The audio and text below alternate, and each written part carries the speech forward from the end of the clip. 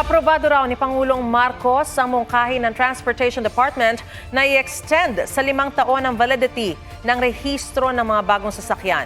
Binabalangkas na ang patakaran para rito. May report si Dano Tingkungko.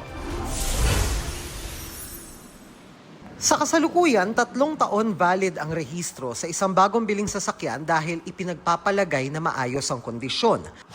Pero sabi ng Department of Transportation, dahil marami nang may 5 taong warranty at 5 taong alaga sa maintenance ng kasa, iminungkahi nito sa Pangulo na gawing 5 taon na rin ang validity ng rehistro ng mga bagong bili. For the convenience itong mga motor vehicle owners o motorcycle owners, no? Para maiwasan na rin po natin, hindi lang po yung habang pila, pero again, yung mga parang fixers, corruption, kasi dyan nagsisimula po lahat yan.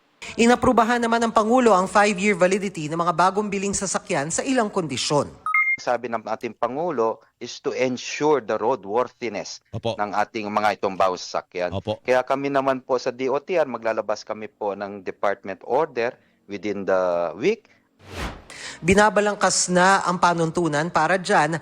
Ang nangyayari kasi kapag nagre-renew ka, umaga nagli-leave ka pa sa opisina mo, yung mga inconvenience Opo. ba na Opo. at least kahit papano maibsan dahil sa Opo. paglabas nitong bagong polisiya.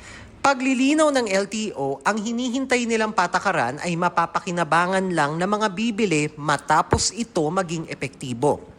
Ibig sabihin, kung nabili mo na ang sasakyan bago ipatupad ang bagong patakaran, magpaparenew ka ng rehistro matapos ang 3 taon at required dyan ang smoke emission testing. Sa mga sasakyan namang bibilhin, kung epektibo na ang 5 taong validity ng rehistro, pinag-aaralan pa kung kailan itatakda ang roadworthiness check. Pabor na pabor kami doon sa mga bago. Sana madamay naman yung yung kagaya namin yung lumang modelo. Kahit 3 years ulit, wag lang 1 year para makatipid naman kami. Ang hirap ng hanap buhay eh. Sana masama yung mga lumang modelo. Maramdaman din po namin yung kaginawaan nila ng pagpaparehistro kasi yearly mahirap talaga magparehistro, pabalik-balik ka. Minsan di kaya na isang araw. Dano Tingkungko, nagbabalita para sa GMA Integrated News.